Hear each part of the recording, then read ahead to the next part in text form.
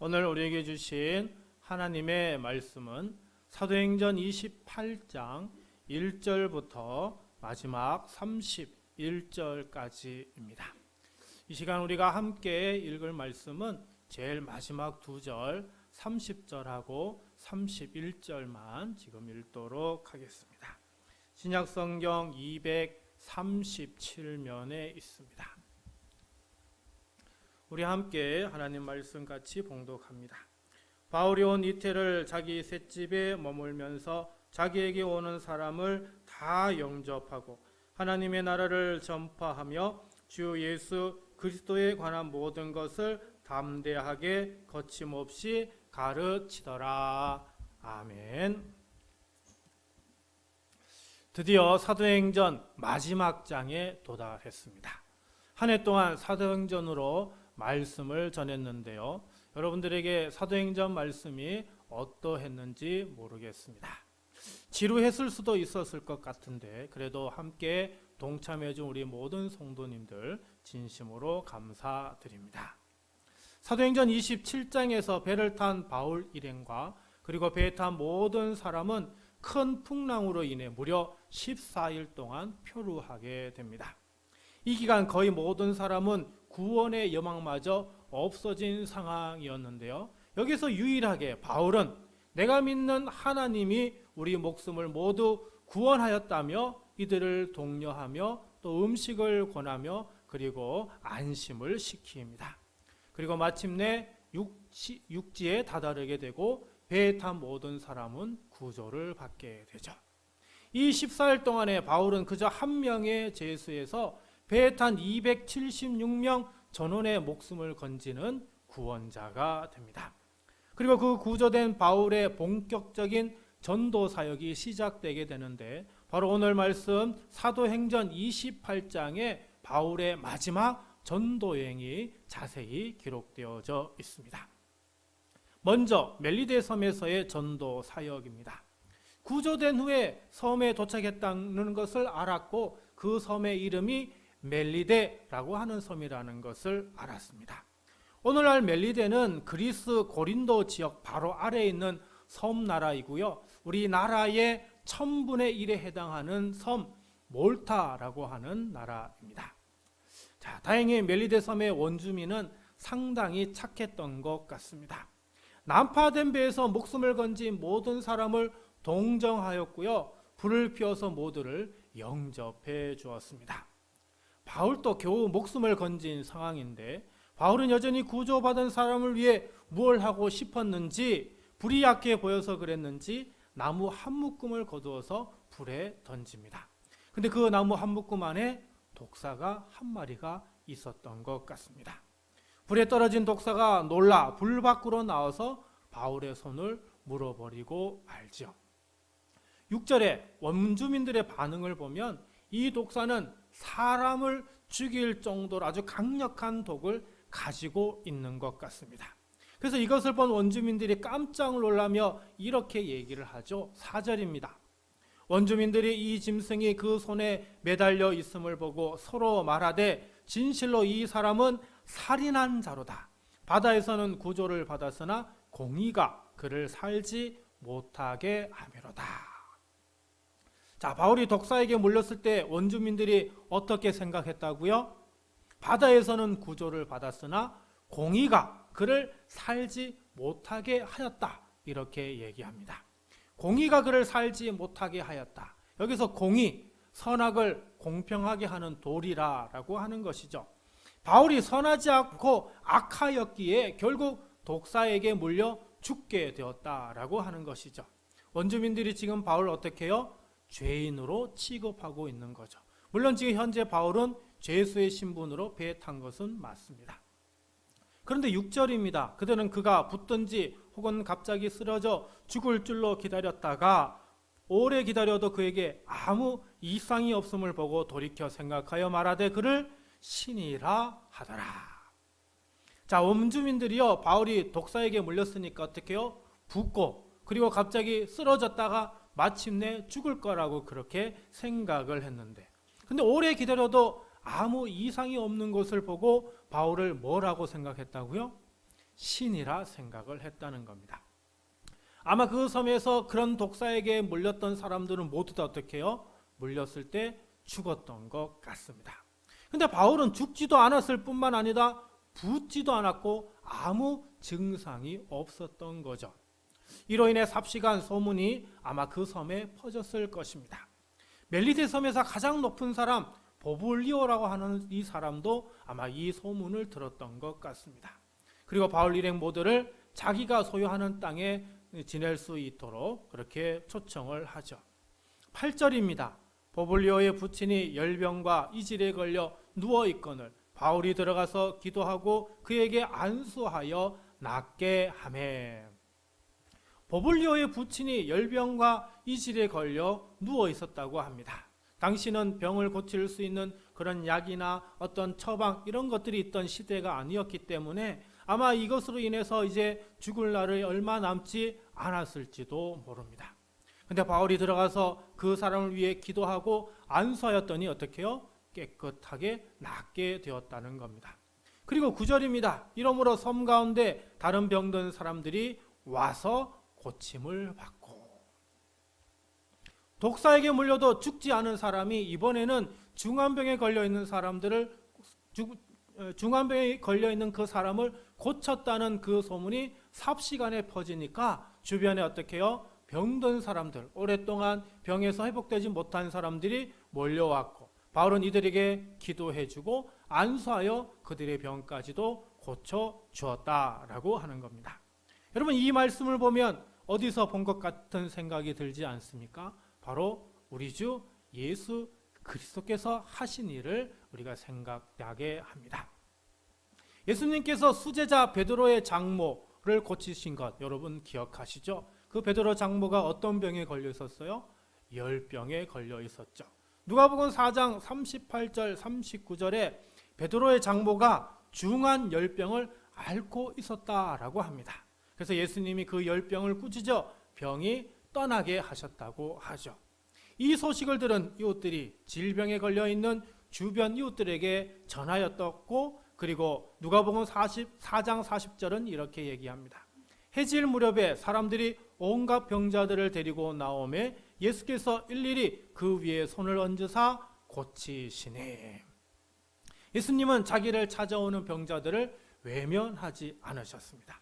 그리고 일일이 그들의 아픈 환부에 손을 얹고 그 병이 낫도록 기도하셨죠. 그리고 그 사람들은 모두 다 고침을 받게 되었습니다. 멜리데에서 바울의 사역을 통해 예수님께서 하셨던 그 사역까지 우리는 기억할 수 있습니다. 그것은 바로 뭡니까? 병든 자가 병 고침을 받도록 기도하는 것이었죠. 교회는 아픈 이들을 위해 이처럼 기도해야 합니다. 그래서 교회를 통해 병이 고쳐지고 회복되는 기적이 일어나야 하죠. 물론 오늘날 예수님처럼 바울처럼 기도하자마자 곧바로 기적이 일어나는 경우는 그렇게 많지 않습니다. 그렇다고 아예 없는 것도 아닙니다. 그렇다고 우리가 실망하거나 포기해서는 아니 되죠. 우리는 어떻게 해요? 병 낫기를 위해서 우리는 함께 힘써 기도해야 합니다. 야고보서 5장 14절에서 16절입니다. 너희 중에 병든 자가 있느냐? 그는 교회의 장로들을 청할 것이요 그들은 주의 이름으로 기름을 바르며 그를 위하여 기도할지니라. 믿음의 기도는 병든 자를 구원하리니 주께서 그를 일으키시리라. 혹시 죄를 범하였을지라도 사하심을 받으리라. 그러므로 너희 죄를 서로 고백하며 병이 낫기를 위하여 서로 기도하라. 의인의 간구는 역사하는 힘이 큼이니라. 아멘. 병든 사람은 기도해 줄 사람을 청해 기도 받으라고 합니다.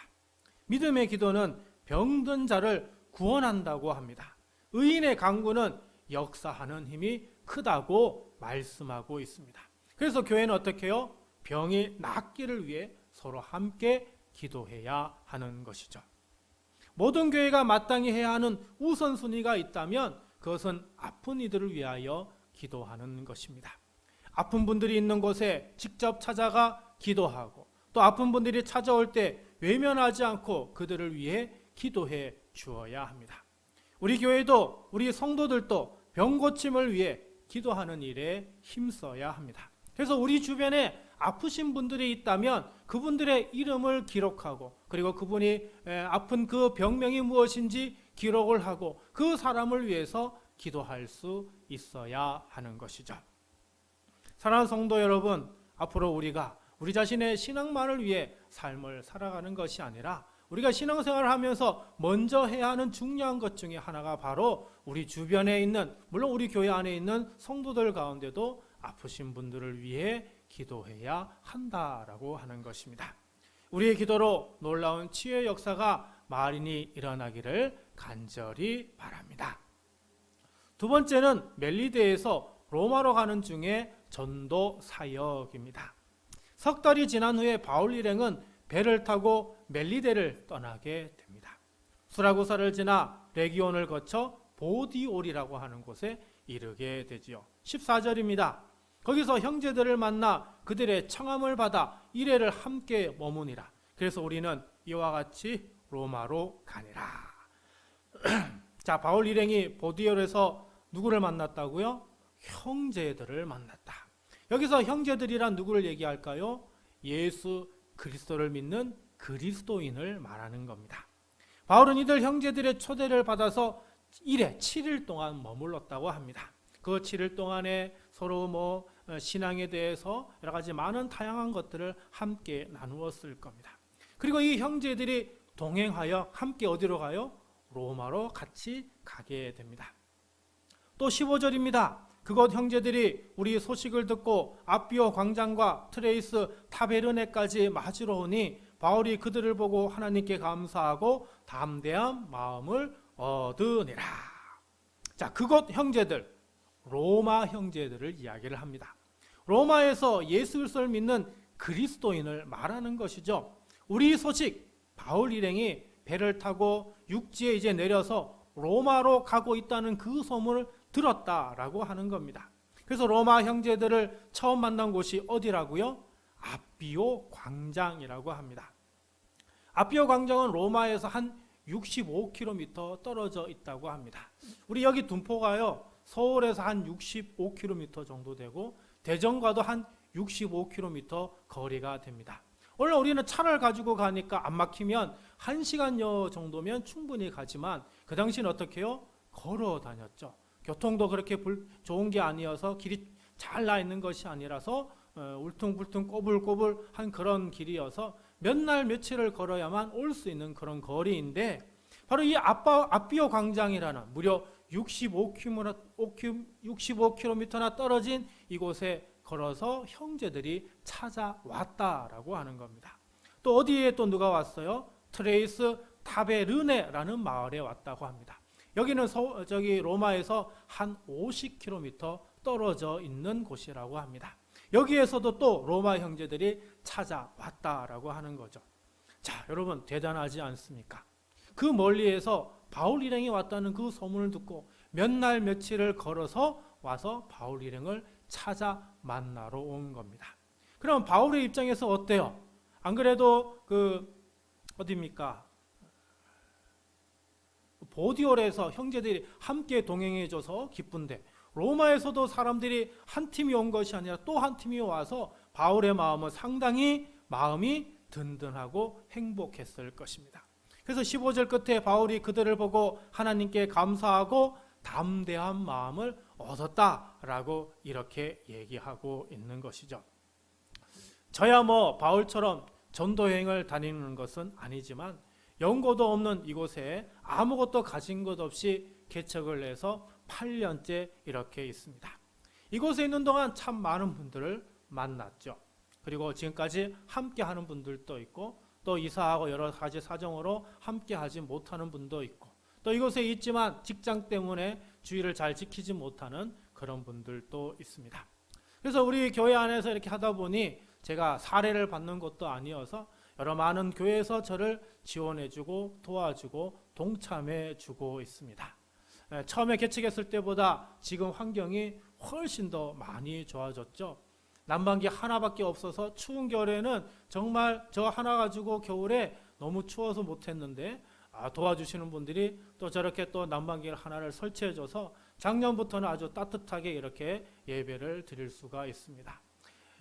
원래 형광등밖에 없었던 곳인데 작년에 또 LED 등을 지원해 줬고 또 우리 천안에 있는 봉사팀들이 와서 이걸 다 이렇게 설치해 주기도 했습니다. 강대상이 너무나 어둡다고 어느 장로님은 오셔서 이렇게 이거 뭐라 그러죠? 라이트 이것도 이렇게 설치해 줘서 좀 더 밝게 설교할 수 있도록 만들어 주셨고 여러 다양한 것들을 우리 이런 작은 교회에 많이 지원해 주면서 제가 얼마나 힘이 나고 기쁘고 감사한지 모릅니다. 지금도 여전히 저를 기억해 주시고 기도해 주시고 무슨 일이 있다 그러면 찾아오셔서 함께 협력해 주시는 분들이 많은데요. 원래는 또 어떤 분이 있었습니까? 천안에 있는 한 교회가 우리 교회와 협력교회, 형제교회를 맺고는 5주에 한 번, 한 달에 5주 있는 달은 우리 성도님들을 보내주어서 함께 오후에 예배 드리고 그리고 전도하는 그런 일도 했죠. 사실 이번 달도 어떻게 해요? 5주가 있는 날이라 사실 오늘 오후에 와야 되는데 이제 교회 마지막 주라서 너무 바빠서 오늘은 올 수 없다고 그렇게 연락이 왔습니다. 이렇게 저와 우리 교회를 위해 한 걸음에 달려오시는 분들이 적지 않은데요. 근데 제가 지금 더 간절히 기도하는 것은 외부에서 달려오는 분들이 아니라 우리 안에서 함께 협력하고 함께 도움을 주고 함께 기도할 분들이 더 많아지기를 기도하고 있습니다. 그래서 우리 교회 안에서 저와 함께 예배하고 저와 함께 동력하고 주의 사역을 감당할 형제들이 많아지길 기도하고 있습니다. 그래서 우리 교회가 도움을 받는 교회에서 이제는 어떻게 해요? 스스로 자립하고 도움을 주는 교회가 되기 위해서 더 많은 우리 형제들, 그리스도인이 함께 모여서 주의 사역을 감당하기를 원하고 있습니다. 아직까지 제 기도는 멈추지 않고 있습니다. 제 기도에 응답하는 분들이 더 많아지길 기도합니다. 마지막은 로마에서의 전도 여행입니다. 드디어 바울은 목적했던 로마에 도착합니다. 로마에 도착한 바울은 제일 먼저 유대인 중에 높은 사람을 청하죠. 그래서 바울이 왜 이곳에 재판을 받으러 왔는지 그 이유를 17절부터 20절까지 설명을 합니다. 그리고 바울은 날을 정해 아침부터 저녁까지 강론합니다. 23절입니다. 그들이 날짜를 정하고 그가 유숙하는 집에 많이 오니 바울이 아침부터 저녁까지 강론하여 하나님의 나라를 증언하고 모세의 율법과 선지자의 말을 가지고 예수에 대하여 권하더라. 바울이 자기 집에 찾아온 많은 유대인에게 강론했다고 합니다. 그 강론이 바로 하나님의 나라에 대한 증언이고 또 하나는 모세의 율법과 선지자의 말을 가지고 예수님에 대하여 증언한 것입니다. 바울의 강론을 들은 유대인들 가운데는 믿는 사람도 있었지만 믿지 않는 사람들도 많았죠. 결국 바울은 28절에 하나님의 이 구원이 이방인에게로 보내어졌다며 이제 앞으로는 이방인을 초청하게 될 것을 말하죠. 30절입니다. 바울이 온 이태를 자기 셋집에 머물면서 자기에게 오는 사람을 다 영접하고 온 이태 꽉 채운 2년을 얘기하죠. 이 2년 동안 자기 셋집에 머물면서 자기에게 오는 사람들을 다 영접했다고 합니다. 자, 그러면 자기에게 오는 사람들은 어떤 사람이겠어요? 유대인들은 당연한 거겠지만 드디어 여기에도 누가 와요? 이방인들도 많이 찾아왔음을 얘기를 합니다. 자, 그러면 바울이 셋집에서 뭘 했느냐? 31절입니다. 하나님의 나라를 전파하며 주 예수 그리스도에 관한 모든 것을 담대하게 거침없이 가르치더라. 하나님의 나라를 전파했고요. 주 예수 그리스도에 관한 모든 것을 가르쳤습니다. 무엇보다 예수 그리스도 복음을 가르칠 때 어떻게 했다고요? 담대하게 거침없이 가르쳤다라고 하는 겁니다. 바울은 이처럼 주님께서 주신 사명, 로마에서 복음을 전하는 그 사명을 드디어 성취하게 되었던 것이죠. 우리는 여기에서 교회가 해야 하는 중요한 일 또 하나를 찾을 수 있습니다. 복음을 전하는 일은 직접 찾아가서 해야 하기도 하지만 초청해서 복음을 전하기도 해야 한다라고 하는 것입니다. 우리는 밖에 나가서 복음을 전할 수 있습니다. 또한 우리는 우리가 아는 사람들 또 모르는 사람들을 초청해서 교회 안에서 복음을 전할 수도 있어야 하는 것이죠. 그리고 교회 안에서 복음을 전하면 우리는 더 담대하게 거침없이 말씀을 전할 수 있는 것입니다. 자, 교회의 핵심 메시지는 무엇이어야 할까요? 두 가지임을 알 수 있습니다. 하나는 하나님의 나라에 대한 증언이고 또 하나는 예수 그리스도에 대한 증언이어야 한다는 겁니다. 특히 예수 그리스도에 대한 증언은 신약 성경을 가지고만 증언하는 것이 아니라 23절에 나와 있는 것처럼 구약의 말씀인 모세의 율법과 선지자의 말을 가지고 예수님을 증언해야 한다라고 하는 것입니다. 그런데 오늘날의 교회는 하나님의 나라에 대한 증언을 잘하고 있지 못합니다. 왜? 이단들이 왜곡된 하나님의 나라를 전하다 보니까 교회에서 하나님의 나라에 관한 말씀을 전하면 혹 이단이 아닌가 의심하는 경우들이 많아지다 보니 오늘날 정통교회에서 하나님의 나라에 대한 말씀을 많이 전하고 있지 않는 것을 볼 수 있습니다. 하지만 우리 정통교회는 하나님의 나라, 천국에 관한 그 말씀을 증거하는 것을 절대 멈추어서는 아니 되고 이단과 같이 왜곡된 말씀이 아닌 하나님의 나라에 대해서 바르게 전할 수 있어야 합니다. 그리고 이 천국은 누구를 통해 갈 수 있습니까? 예수 그리스도를 통해서만 갈 수 있는 겁니다. 그래서 교회는 하나님의 아들이신 예수 그리스도를 바로 증거해야 하는 겁니다. 여러분, 우리 교회 명칭이 뭐지요? 성도교회입니다. 성경의 성, 기도의 도를 합쳐서 성도교회라 이렇게 정했습니다. 우리는 성경 중심의 교회요, 기도 중심의 교회입니다.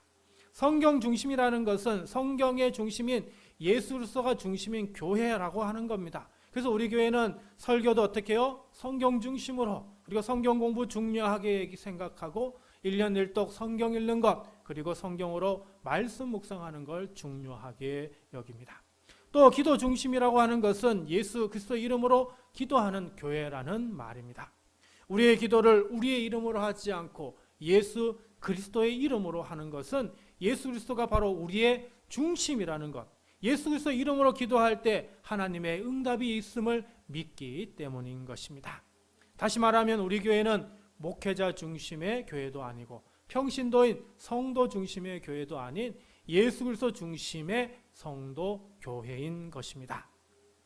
우리 사랑하는 성도 여러분, 예수 그리스도 중심의 교회에서 신앙생활 잘 하시고 더 많은 사람을 초청하여 예수 그리스도 복음을 전하며 함께 하나가 되어 하나님께 감사하고 더욱 담대한 마음으로 이 세상에서 멋지게 신앙생활하며 살아가는 저와 우리 모두가 되길 간절히 축원드립니다.